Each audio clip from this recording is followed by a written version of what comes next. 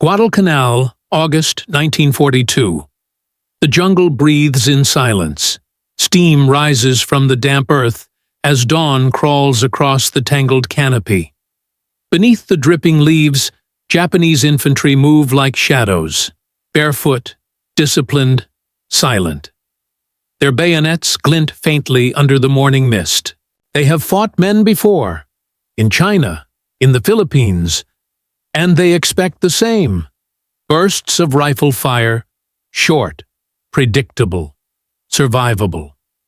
But ahead lies an American position fortified by sandbags and steel helmets, glistening with dew. The men inside are quiet, waiting. Fingers rest on cold metal. The gun barrels, thick and unmoving, stare into the green void. Then, a single shout in English, followed by a mechanical thunder. The forest erupts. From the tree line comes a heat, sound unlike any weapon the Japanese have ever heard.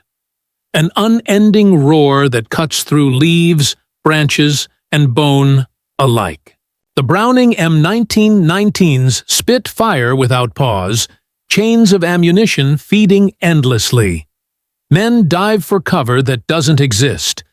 The air turns to metal. For the first time, Japanese infantry realize the enemy's guns do not stop, and that moment would change every battle that followed. When the war in the Pacific began, Japan believed discipline, courage, and the spirit of the warrior could overcome any weapon. It was an old belief, forged in centuries of samurai tradition and reinforced by victories that seemed to prove it true. In the early months of World War II, that belief carried them across Asia like a storm. Hong Kong, the Philippines, Singapore, one after another, Allied strongholds collapsed under the relentless advance of the Imperial Japanese Army. Their infantry were light, fast, and fearless. They traveled without the heavy equipment that slowed Western forces. Their faith was in speed, in stealth, and in the bayonet charge that ended every battle with human steel. They called it Seishin, fighting spirit. Against underprepared colonial troops, it worked. Against poorly supplied defenders on small islands, it was devastating. But by mid-1942, Japan faced a new enemy, an industrial giant that fought not with spirit, but with machines. The United States had entered the war. On paper, Japanese infantry units looked formidable. A standard platoon carried Arisaka rifles, a few light Type 96 machine guns, and sometimes the heavier Type 92 Woodpecker, a weapon notorious for its slow, clattering rate of fire. Ammunition was limited, logistics thin. Every bullet was precious. Their doctrine emphasized marksmanship and surprise, not prolonged fire. The American approach could not have been more different. By the time the first U.S. Marines landed on Guadalcanal in August 1942, every rifle squad carried at least one Browning automatic rifle, the bar, and was supported by teams manning the Browning M1919 medium machine gun. These guns were heavy, water-cooled, belt-fed, and could fire continuously for minutes at a time. Behind them waited mortars, naval artillery, and air power. Where the Japanese soldier trusted courage, the Americans trusted endurance. When the Japanese attacked at night, as they often did, they expected the enemy's fire to slow, to run out, to break, to retreat. Instead, the Browning's relentless rhythm filled the jungle. One metallic heartbeat that never faltered. Its barrels glowed red, its operators drenched in sweat, yet the belts kept feeding. To the Japanese, it seemed impossible. They had never faced a weapon that did not pause. In China and Malaya, defenders would fire in bursts, reload, or retreat, leaving openings for charges. On Guadalcanal, the American guns never yielded. For the first time, Japanese infantry tactics, built on shock, surprise, and sacrifice, collided with industrial firepower that did not tire. Their commanders had taught them that Western soldiers lacked willpower, that they would break under sudden suicidal attacks. Instead, the Japanese learned a different truth. Machines did not break. The psychological impact was immense. Veterans, diaries recovered after the war, described the thunder of American guns that never stopped, and the endless line of bullets that came like rain. One soldier wrote that to advance was to walk into death, not from one man's bullet, but from a weapon that had no soul and no fear. On Guadalcanal, on Buna, and later on Tarawa, this pattern repeated itself. Japanese infantry attacked, bravely, sometimes shouting banzai as they charged through darkness. But against the endless streams of American fire, bravery turned into futility. Entire companies were wiped out in seconds. The sound of the Browning became more than a weapon. It became a wall.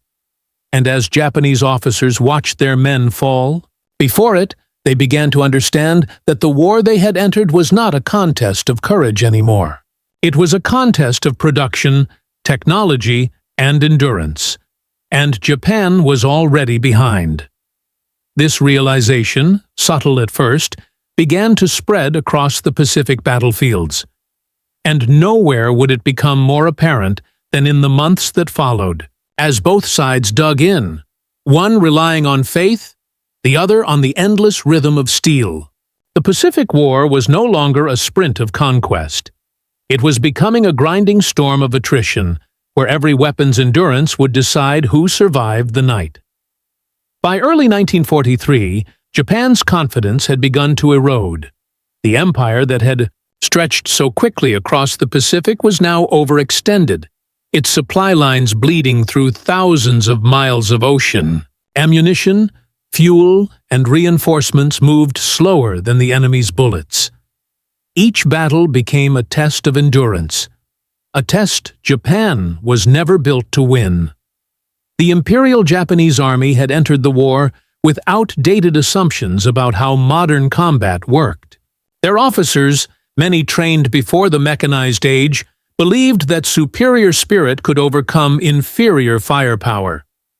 The bayonet was more honorable than the bullet. The soldier's courage, they thought, could suppress fear, disrupt the enemy, and seize victory even when outgunned. But in the jungles of the South Pacific, this philosophy collided with industrial reality. The United States was a nation of machines, a country that could produce thousands of aircraft, tanks, and guns every month. Factories in Detroit and Pittsburgh ran night and day. Every bullet fired on Guadalcanal was replaced within days. Every weapon lost was rebuilt in hours. Among these weapons, none symbolized America's technological discipline more than the Browning machine gun. Designed decades earlier by John Moses Browning, it was a masterpiece of reliability, simple, durable, unstoppable. The M1919 medium machine gun became the backbone of U.S. infantry firepower, while its larger cousin, the .50 caliber M2 Browning, dominated bunkers, boats, and skies alike. Japanese soldiers nicknamed the .50 cal the Killing Thunder. Its T-92 rounds could tear through trees, sandbags, even the thin armor of landing craft. The M1919's smaller .30 caliber rounds lacked that raw power, but offered endless endurance. Belts of 250 cartridges feeding continuously as gunners cooled barrels and swapped belts in seamless rhythm.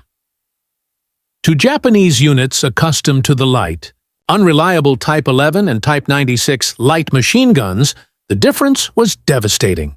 Their weapons overheated, jammed, or required constant reloading.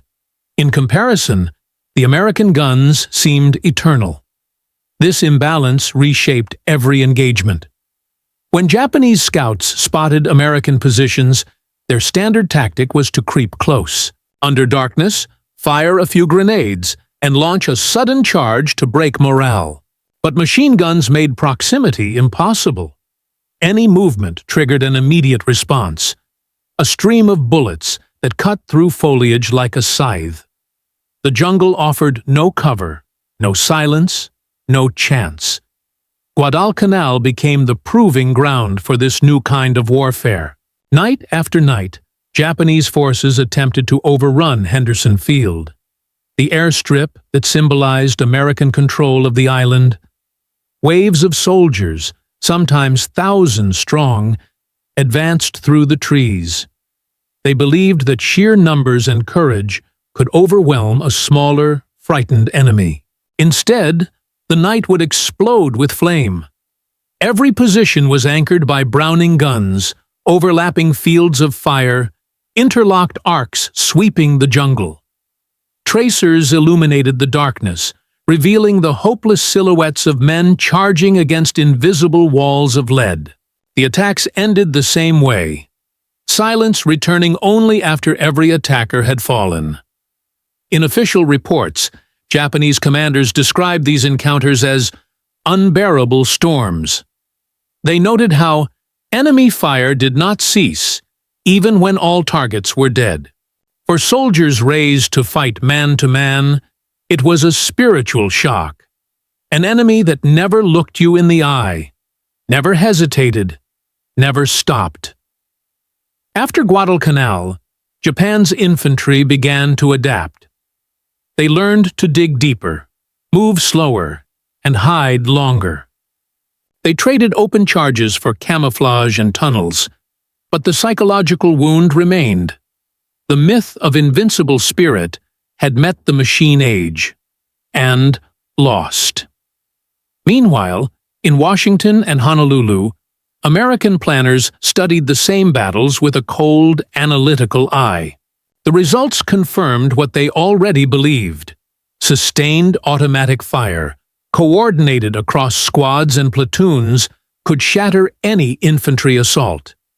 This realization shaped every U.S. operation that followed, from Tarawa to Saipan, Peleliu, and eventually Iwo Jima. In each, the rhythm was the same. Japanese soldiers charging into the endless hammering of Brownings, their courage consumed by mechanical precision. The Pacific was no longer defined by movement or conquest.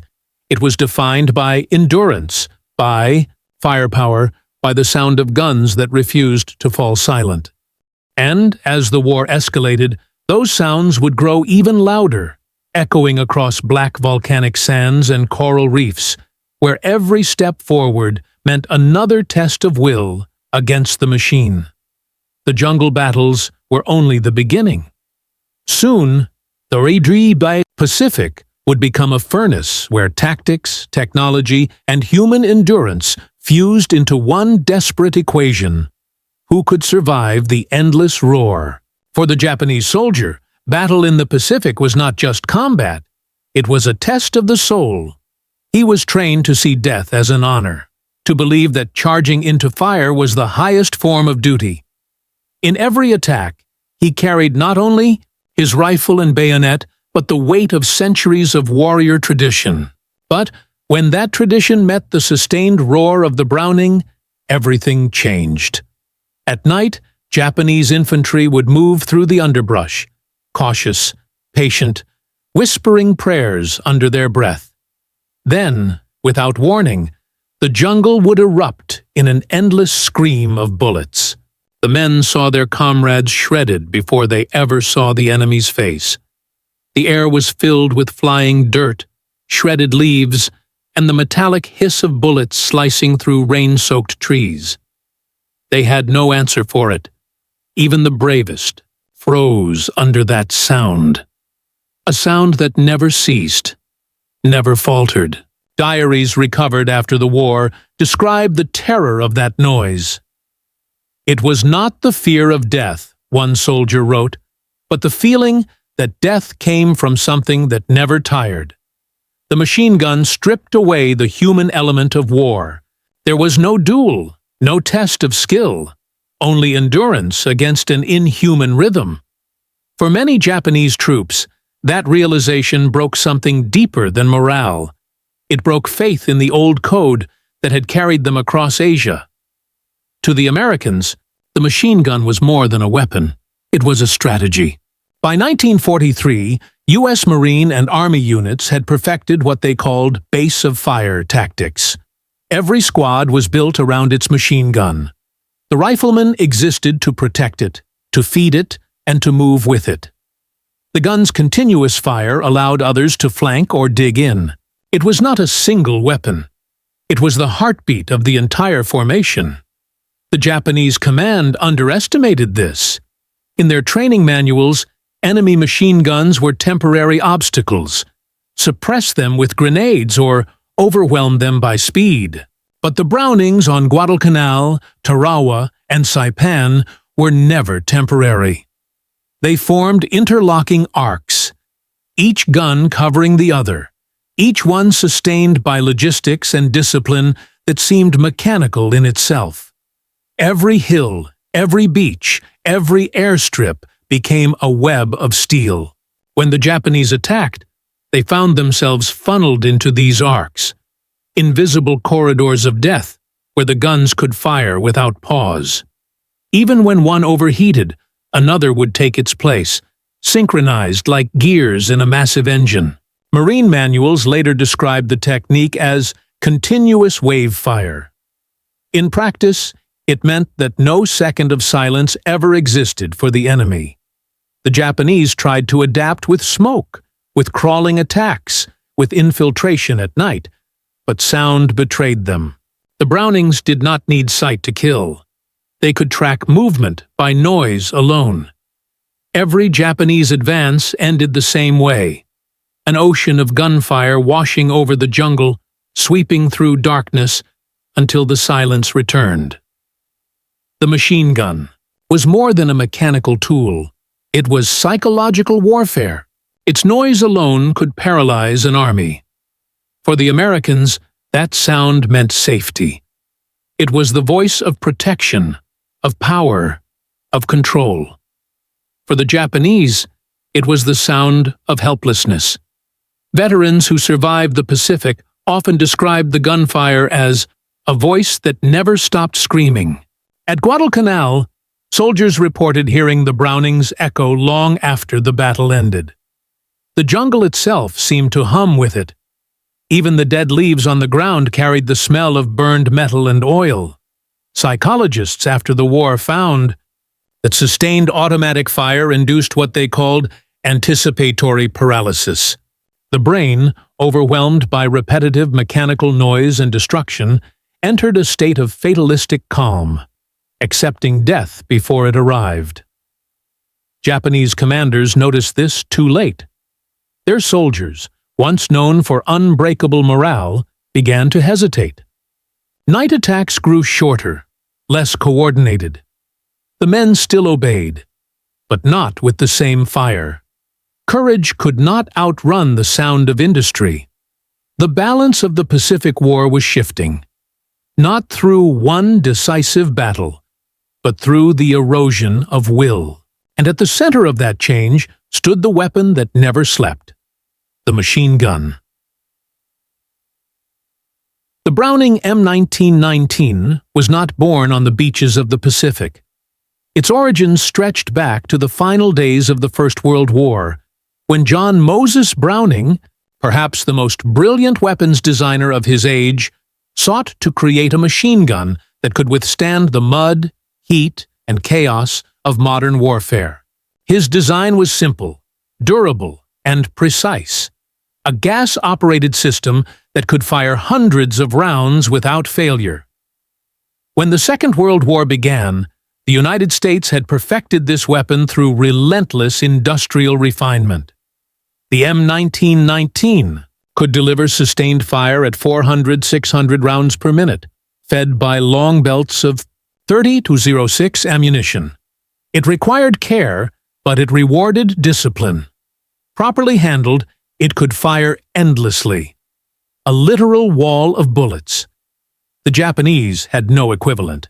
Their Type 92 heavy machine gun, though formidable, was slow, cumbersome, and limited by small strip-fed ammunition. It was designed for defense, not assault. The Type 11 and Type 96 were lighter, portable, but unreliable. Dust and humidity turned them into liabilities. The Americans, by contrast, built an entire system around their guns. Spare barrels were carried in canvas bags. Ammunition arrived by the ton. Cooling oil and sandbags were part of every emplacement. Gunners were trained to swap barrels within seconds, to alternate firing bursts for accuracy, and to maintain a rhythm that never stopped the flow. This was not a single weapon.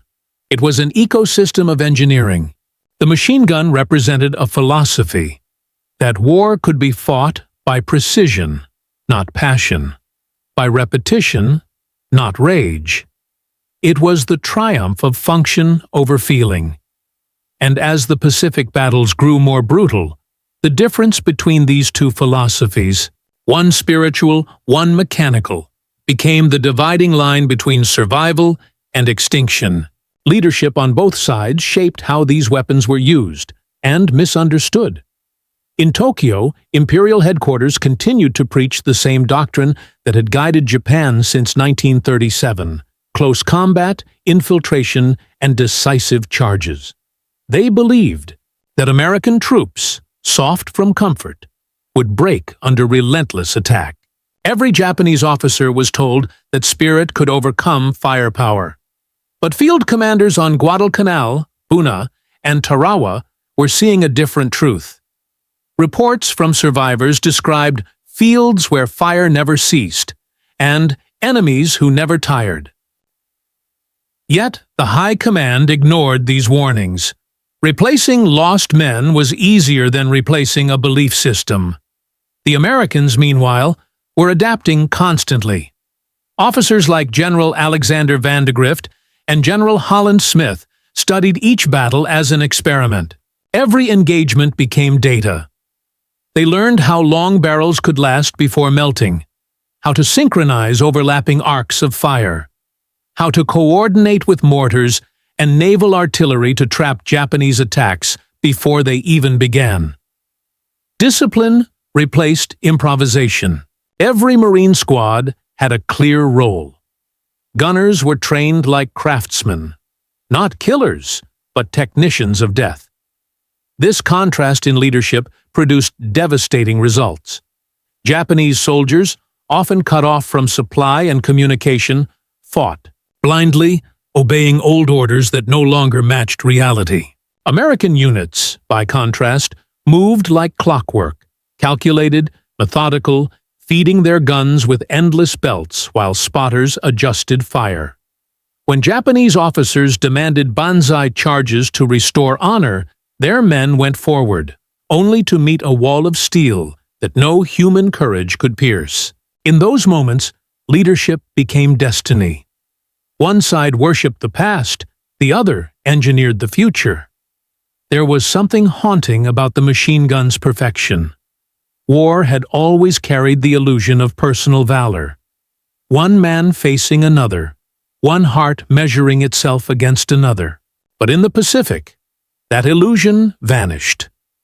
When Browning guns opened fire, there was no duel, no heroism, no room for legend. The killing became mechanical, efficient, detached, almost sterile. The men behind the guns rarely saw faces. The enemy was a blur in the jungle, erased before he could scream. For some American gunners, that detachment brought guilt. They wrote in letters home about the sound of the gun doing the work, about feeling more like operators than soldiers. For the Japanese, it was the opposite, a spiritual crisis. To die without ever reaching the enemy felt dishonorable, even meaningless. In this way, the machine gun did more than win battles.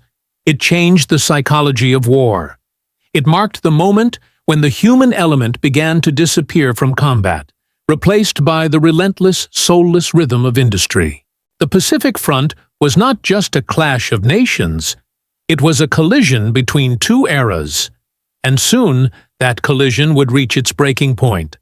On black volcanic sands, where the roar of the Brownings would meet the fury of Japan's final defiance. The air itself seemed to burn. Black volcanic ash coated everything: skin, rifles, rations, the very wind. American Marines trudged forward across the beaches, sinking ankle-deep into cinders that clung like tar.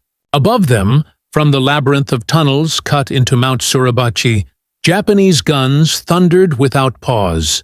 The island shook under artillery bursts so constant they blurred into one long earthquake. The Marines called it "hell with the fire turned up." Yet within this inferno, something else roared back. A deeper, steadier rhythm that had defined every American advance since Guadalcanal. The Browning machine guns, dug into pits of ash and stone, began their endless work.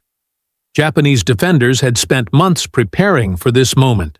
Their plan was simple: draw the Americans in, let them come close, then unleash the fury of 1,000 hidden weapons.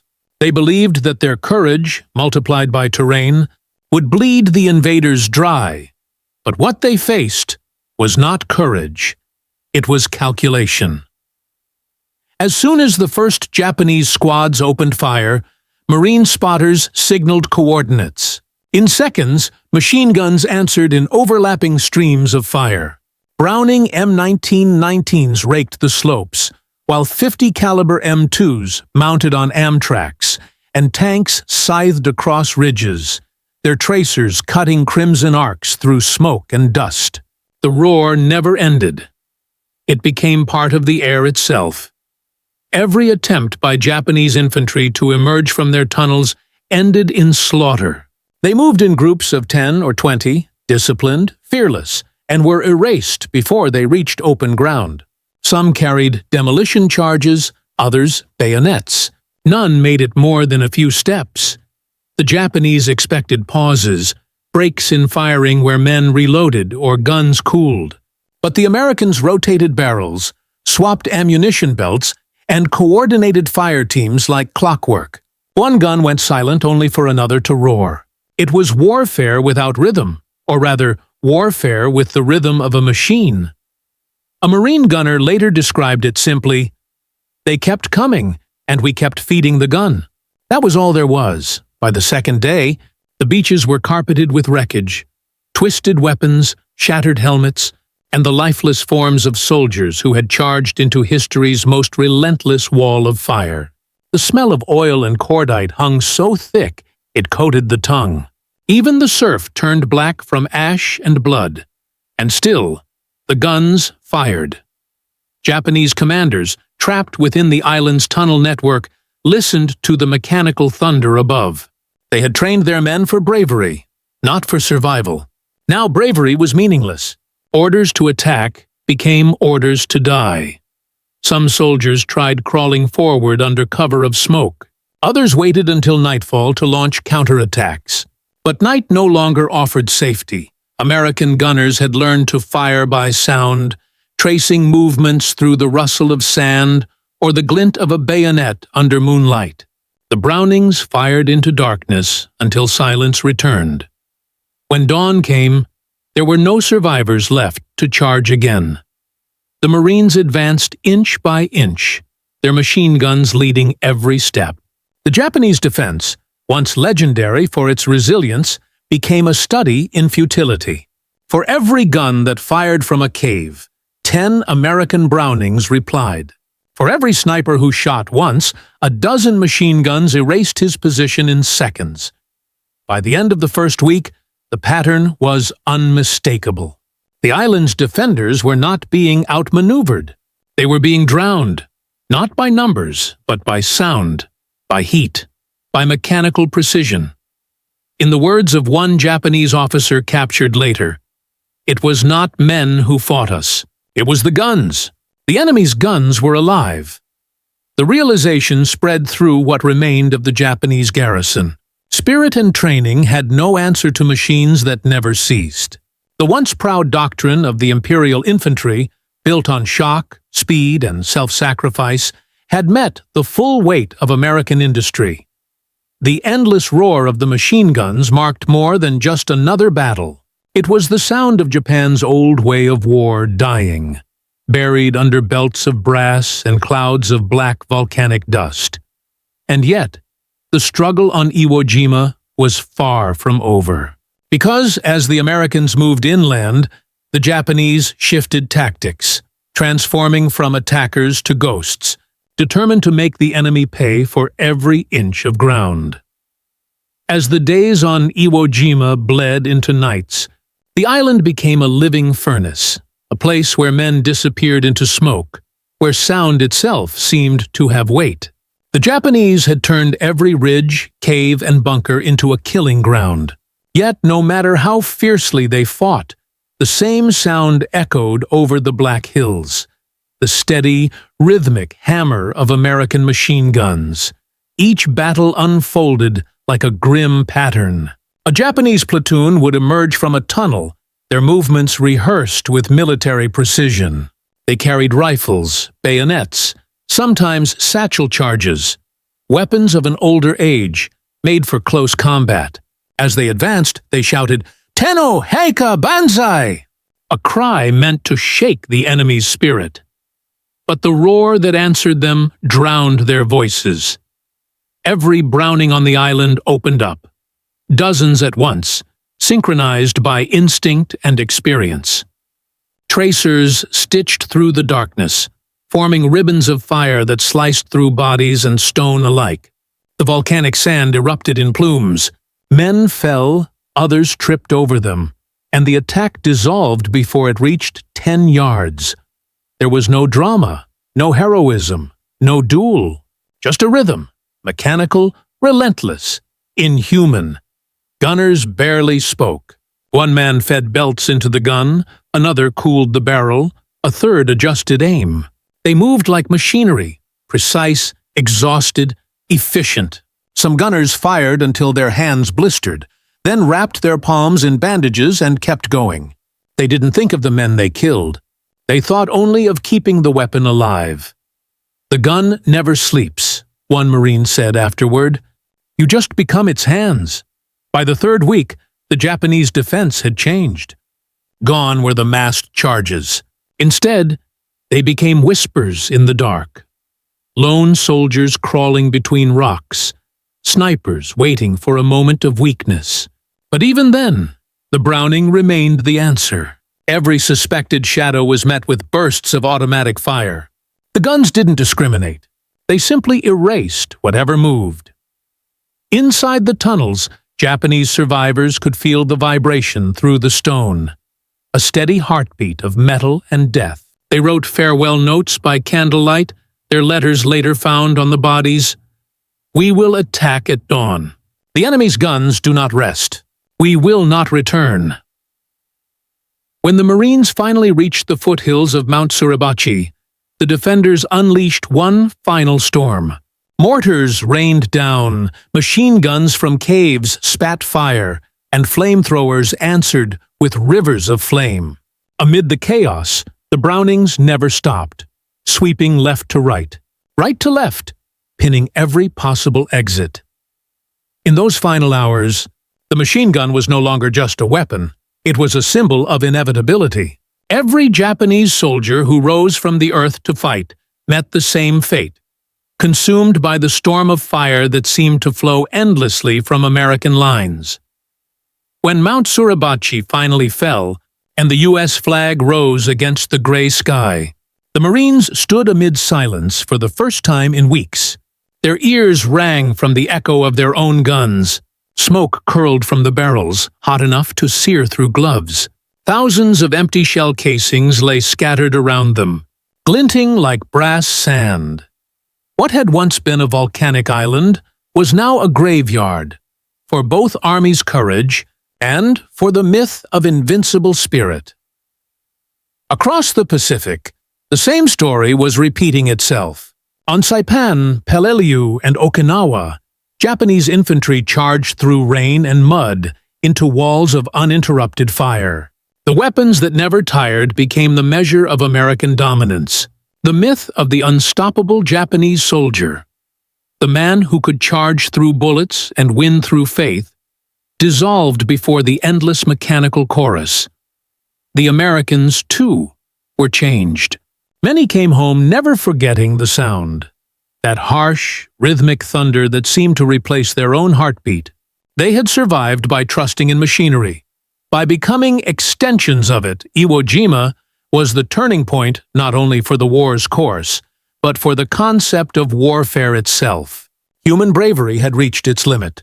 Industry had taken command. From this moment forward, the war would be decided not by who had the stronger heart, but by who had the louder machines. And as the smoke cleared from Suribachi's slopes, both sides, in victory and in defeat, understood the same truth. The machine gun had ended the age of the warrior and begun the age of the weapon. The guns finally fell silent, but the consequences of their echo would shape every battle that followed. The battle was over, but the silence that followed felt heavier than the war itself. When the last machine gun finally cooled, when the smoke stopped rising from Iwo Jima's volcanic ridges, there was no cheering, no music, no triumph, only the low hiss of the ocean and the metallic rattle of shell casings under boots. Thousands of them. Brass scattered across the black sand, each one a small echo of the storm that had passed. For the survivors, the island looked like the surface of another world. Every hill was cratered. Every cave was filled with smoke and the scent of burned oil. The men who had lived inside their guns, who had become one with the rhythm of automatic fire, were now left with nothing but ringing ears and trembling hands. They didn't talk about glory. They didn't talk about victory. They talked about the sound. That endless roar that had lived in their skulls for weeks. Some said they could still hear it in their dreams. The thunk, thunk, thunk of the Browning, firing without pause, drowning out everything else. The machine gun had done its job. It had secured Iwo Jima. It had paved the way to Japan. But it had also left something behind in every man who pulled its trigger. A hollow space where fear and compassion used to be. Letters sent home told two different stories. To families, they wrote about bravery, progress, and the nearing end of the war. But in private notes, in diaries never meant to be read, they confessed something else entirely. It wasn't fighting, one Marine wrote. It was just feeding the gun. They came and we fired. We didn't stop. I don't even remember their faces. The sound was God. The Japanese dead were buried by the thousands, many in mass graves near the tunnels where they had lived and died. When the Marines found their letters, written in neat brush strokes, the contrast was unbearable. Messages to mothers, wives, and children, written with calm devotion, found beside the scorched bodies of men who had charged into unstoppable fire. One note read, "If I die here, tell my son not to worship me. Tell him to build something instead." For the Americans, Iwo Jima was a victory that carried a strange emptiness. They had conquered the island, but at the cost of 26,000 casualties. They had learned that firepower could win ground, but not peace. The more efficient their weapons became, the less human the battlefield felt. Journalists called Iwo Jima a necessary step toward ending the war. Strategists called it proof of the machine age. But the men who were there called it something else, the place where the world changed. In the weeks that followed, the Navy prepared for Okinawa, and beyond that, the invasion of Japan itself. The lessons of Iwo Jima were studied closely. Every commander agreed. The machine gun, and what it represented, had become the cornerstone of modern warfare. The Browning M1919 had proven more than its engineering. It had proven a philosophy, that the side which could sustain endless, unbroken fire, that could turn war into a science of rhythm and metal, would always prevail. And yet, beneath the numbers, beneath the strategies and logistics, a quieter truth took root. The soldiers who survived Iwo Jima didn't celebrate the power of their weapons. They feared it. They understood that something irreversible had begun, something that no nation, no general, could ever truly control. Because once a weapon like that exists, once war becomes mechanical, humanity becomes secondary. It was not long after Iwo Jima that the next step appeared, the atomic bomb. The evolution was logical, almost inevitable.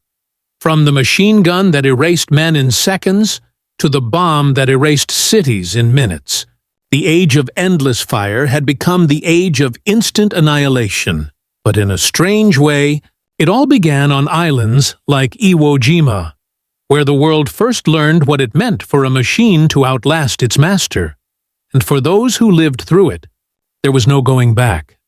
They had seen the future of war, and it had no face. When the smoke of Iwo Jima cleared, the world had already changed, though few understood how deeply. For the generals and tacticians studying reports from the Pacific, one lesson was clear. The machine gun had redefined the rhythm of battle. It was no longer about who charged hardest or who shouted loudest. Victory now belonged to those who could sustain fire the longest, who could turn chaos into controlled, mechanical destruction. Across the Pacific, factories buzzed with renewed purpose. Engineers dissected the Browning M1919, refining its design, adjusting its feed mechanisms, making it lighter, faster, and deadlier. By the time the Korean War erupted in 1950, its descendants, the M60 and M2, had become symbols of American industrial warfare. The sound of the gun that terrified Japanese infantry on Iwo Jima would echo again on the frozen hills of Korea, and later in the jungles of Vietnam. Each war adopted the same philosophy: overwhelm through volume, dominate through endurance. But behind the engineering triumphs, another truth emerged. One written not in blueprints, but in psychology. Men who returned from the Pacific carried invisible wounds. They had witnessed something the human mind was never designed to process. War turned into an unbroken storm of sound and light. Death delivered not in moments, but in minutes of mechanical rhythm. Military doctors coined new terms: combat fatigue, shell shock, operational stress, but none could describe the true cause, the dissonance between man and machine. Soldiers had learned to survive by becoming extensions of their weapons, and when the war ended, they didn't know how to stop. Meanwhile, the Japanese military, studying their defeat, began its own introspection. Surviving officers, engineers, and historians gathered in post-war Tokyo to understand how the Imperial Army, famed for discipline and courage, had been systematically crushed. Their conclusion was sobering. Bravery alone could no longer win wars. The industrial age demanded machines that could fight as relentlessly as the men who built them. The rifle charge had died at Iwo Jima. Precinct. Its place stood the age of suppressive fire, where courage meant endurance, and survival depended on logistics, not spirit. This shift rippled far beyond the battlefield.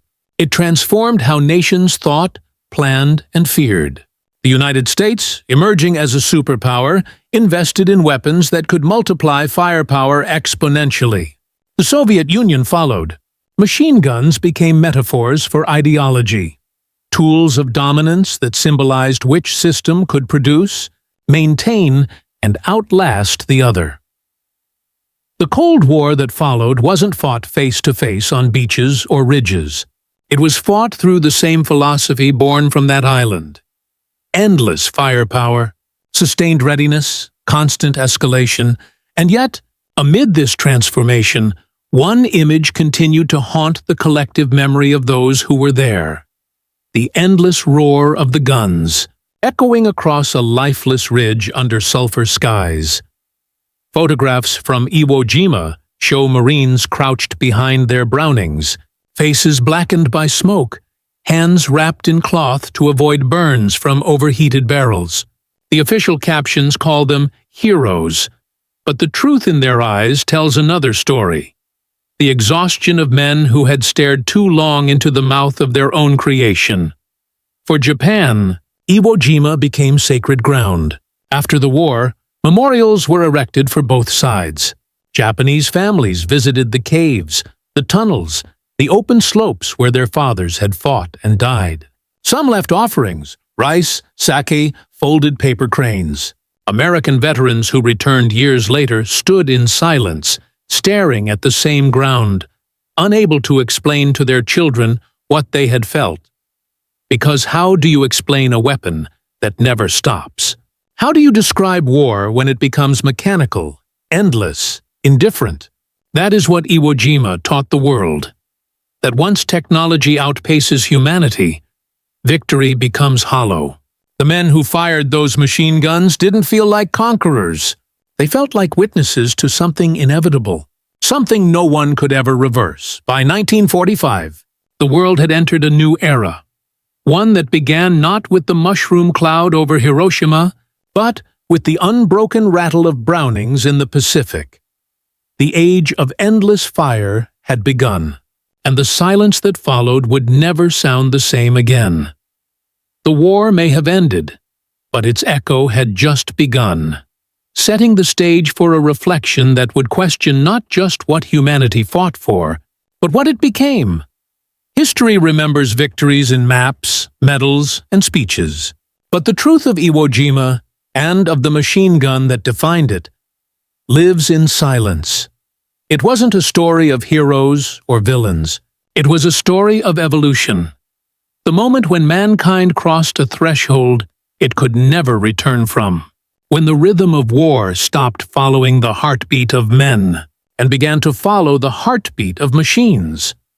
The Browning M1919, like every weapon before and after it, was born from necessity. Yet, on that island, it became something more. A mirror reflecting what humanity was becoming. Faster, stronger, colder. Those who fought beneath its thunder learned that war was no longer personal. It was industrial, mechanical, inevitable. The man behind the trigger was no longer a warrior. He was a component in a system designed to endure, not to feel. And in that endurance, humanity lost something precious.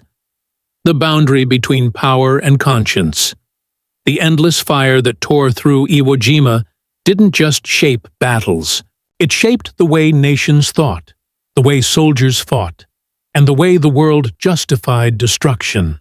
Every war that followed, from Korea to Vietnam to the deserts of the Middle East, carried that same rhythm, that same philosophy.